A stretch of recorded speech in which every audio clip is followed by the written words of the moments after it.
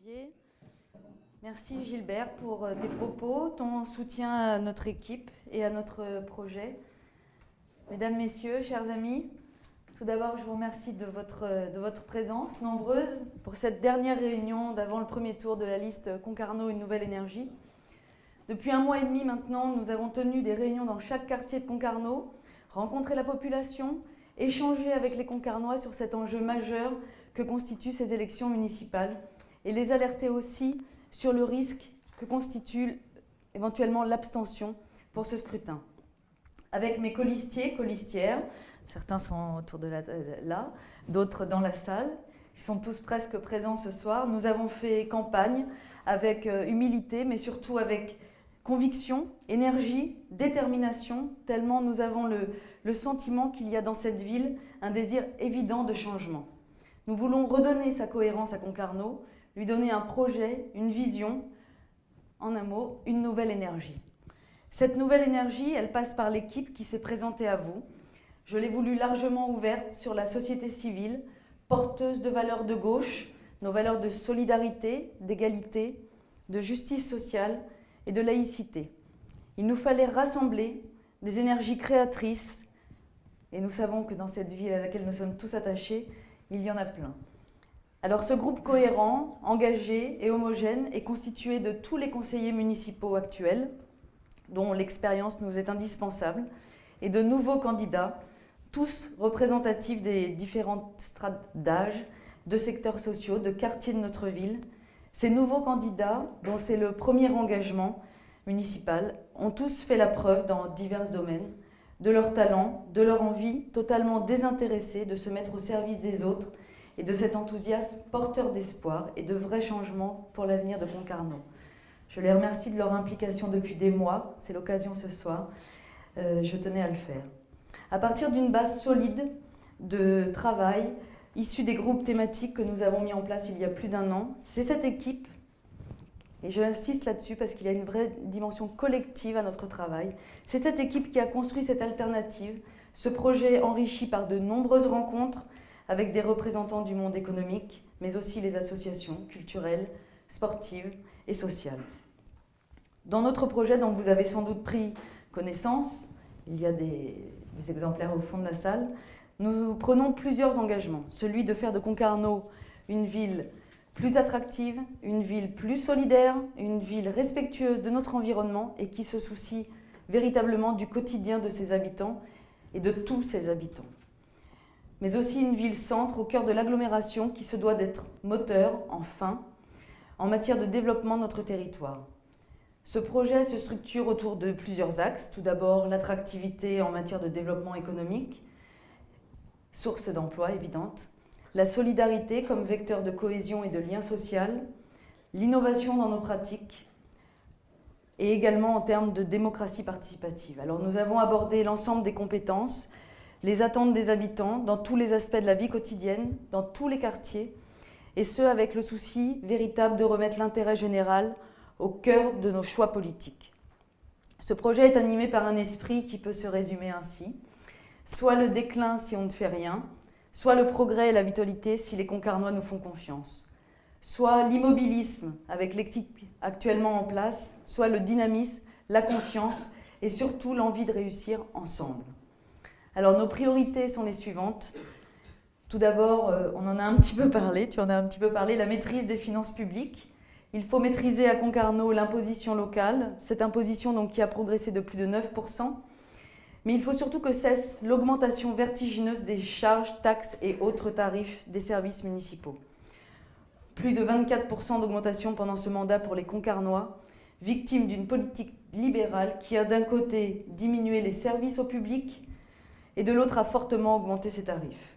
Cette réalité est pour bien des familles une réelle punition qui les a entraînés dans une précarité croissante. Une réalité aussi sans doute qui a contribué à la baisse de la population concarnoise par des départs vers les villes avoisinantes. Ces départs appauvrissent la ville et rendent nos lendemains un peu plus complexes, on l'a vu sur le bilan du mandat financier. Nous nous engageons donc durant cette mandature à ne pas augmenter les impôts, à maîtriser l'endettement, une meilleure mutualisation des services, notamment avec l'agglomération, mais aussi, ce qui n'existe pas à l'heure actuelle, le réflexe de s'inscrire, chacun a sa sonnerie, le réflexe de s'inscrire dans les financements départementaux, régionaux et européens. Tout cela doit contribuer à la maîtrise des dépenses et à générer de nouvelles recettes. Deuxième priorité, l'attractivité de notre commune. Il faut investir pour revitaliser l'économie, l'emploi local et surtout valoriser nos atouts. Nous en avons beaucoup à Concarneau. Ces emplois se créeront dans les entreprises et pour beaucoup en lien avec le domaine maritime, mais aussi dans d'autres secteurs, bien évidemment. Nous devons donc travailler ensemble pour renforcer le territoire, créer de la valeur ajoutée et des emplois. Le devenir du port s'inscrit dans la création d'une véritable filière maritime, associant les organismes, mais aussi les entreprises, mais aussi les organismes de formation et de recherche. Pour le port, pour le tissu industriel, artisanal, agricole, pour le commerce, chacun doit être convaincu d'appartenir à une même collectivité, en être fier. Et c'est à la municipalité, à la ville, d'accompagner, d'impulser, de fédérer et de porter toutes ces énergies. C'est aussi à la ville de répondre aux attentes des entreprises pour des implantations, pour des moyens d'accès et de transport efficaces, de soutenir l'enseignement supérieur, de contribuer au développement du très haut débit et bien évidemment d'apporter un véritable soutien en matière d'innovation et de recherche. Nous faisons aussi le choix, qui n'a pas été le cas pendant ce mandat, de privilégier les services publics efficaces, modernes. Ils doivent être développés car ils assurent les conditions de l'égalité et de la citoyenneté et sont véritablement structurants pour notre territoire. Notre projet est transversal et donc ce lien essentiel entre la collectivité et le monde économique doit aussi être un levier en matière d'insertion sociale. Nous devons ainsi redonner la possibilité à chaque famille de pouvoir se loger dans Concarneau, arrêter la fuite des jeunes ménages. Toutes ces actions, nous le voulons et nous le pensons, contribueront à redonner un élan et un souffle nouveau à Concarneau. En matière d'attractivité, Concarneau doit aussi retrouver de la vitalité en cœur de ville, mais aussi dans les quartiers et les zones périphériques. Il faut donc enrayer la fermeture des commerces et renforcer les zones des quartiers périphériques par des actions concertées, des animations, une rénovation urbaine innovante. Nous avons fait des réunions à Lauriec et à Beuzec, c'est une attente qui est vraiment très forte et nous devons y répondre. Le centre-ville et sa redynamisation seront aussi nos priorités, avec le développement des déplacements doux autour des Halles, de l'ancienne mairie, de la rue du Mont-d'Urville, pour recréer une dynamique et de la convivialité. Les associations des commerçants seront sollicitées pour élaborer un projet commun d'action, et l'ancienne mairie, vous avez eu sûrement l'occasion de lire notre projet là-dessus, l'ancienne mairie jouera un rôle central en accueillant l'office de tourisme, en accueillant des expositions, le fonds pictural de la ville, et un espace dédié au patrimoine en lien avec notre label Ville d'art et d'histoire. Notre troisième grande priorité, la solidarité, comme vecteur de cohésion et de lien social. Nous souhaitons mettre en place une véritable politique de solidarité avec l'accès pour le plus grand nombre aux services proposés par la ville, que ce soit la petite enfance, l'école, le périscolaire, les équipements sportifs, les infrastructures et toutes les animations culturelles et socioculturelles. Nous mettrons également en place une réelle politique d'accompagnement social. Je parle d'accompagnement, je ne parle pas d'assistanat, on a souvent tendance à faire l'amalgame. Nous parlons politique d'accompagnement social pour les plus démunis et pour les plus fragilisés d'entre nous. Il existe beaucoup d'acteurs institutionnels, d'associations sur le territoire et c'est à la ville de les fédérer afin d'apporter la réponse de proximité la plus efficace pour ces populations. Des outils existent, le Centre communal d'action sociale, le contrat urbain de cohésion sociale, la création de chantiers d'insertion, le soutien à l'économie sociale et solidaire, l'aide aux associations, les structures et dispositifs pour les personnes âgées et personnes à mobilité réduite.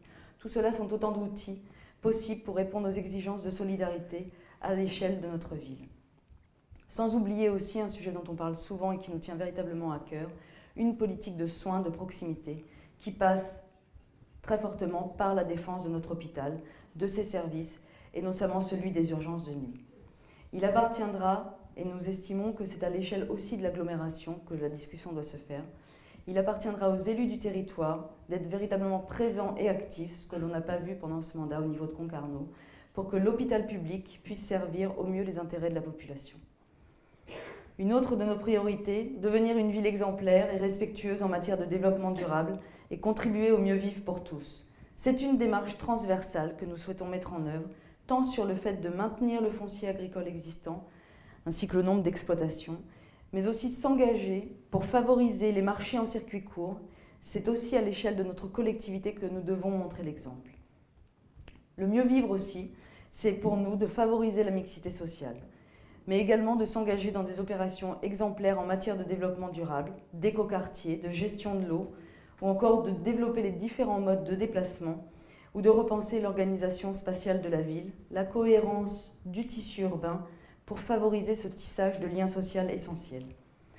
J'ouvre une parenthèse, puisqu'on est dans le domaine de l'environnement, pour vous parler de quelque chose qui fait pourtant consensus, le 3e tronçon de la voie verte. Nous sommes effarés et il est absolument inadmissible que la ville ait pris la décision de conserver et de recouvrir la plupart des traverses. Elle a enlevé les rails, mais pas les traverses, parce qu'il fallait les envoyer les traiter, alors que celles-ci sont considérées depuis 2003 comme des déchets particulièrement dangereux. Ce choix signifie que la ville ne pourra bénéficier d'aucune subvention pour les travaux. Quand on parle de gestion financière, voilà un bon exemple de ne pas s'inscrire dans les financements départementaux. Alors que sur ce sujet, le Conseil général aide à plus de 80% ce type de réalisation. Mais non, ça coûtera plein pot aux Concarnois. Et plus grave, celui d'un impact particulièrement néfaste au niveau environnemental. C'est inacceptable. La révision du plan local d'urbanisme s'impose et la ville, à travers l'agglomération, devra poursuivre ses participations dans des améliorations de l'habitat. Il conviendra aussi de mettre enfin le plan local de l'habitat, avec notamment la création de logements publics à la location et en accession à la propriété, ce qui a largement été oublié pendant ce mandat, où l'on a tout misé sur les promoteurs privés. Nous avons besoin, et encore plus maintenant, avec la baisse démographique, nous avons besoin de ces différentes offres si l'on veut développer correctement et de manière équilibrée notre ville.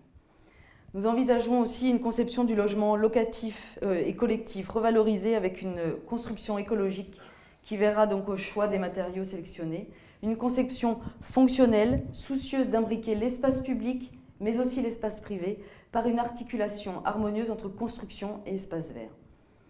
Le mieux vivre ensemble, il est aussi stimulé par le lien qui existe entre les habitants. Le dynamisme d'une ville dépend très largement de la richesse de son tissu associatif. On peut être fier à Concarneau d'avoir un tissu associatif aussi fort, aussi varié. Et cela dépend aussi de la synergie de l'ensemble de ces acteurs. Il nous semble donc essentiel, plutôt que de limiter le contact à une simple subvention, qui a de plus, tu l'as dit, fortement baissé pendant ce mandat, de construire avec les associations, d'établir des relations de partenariat, de confiance pour l'intérêt général.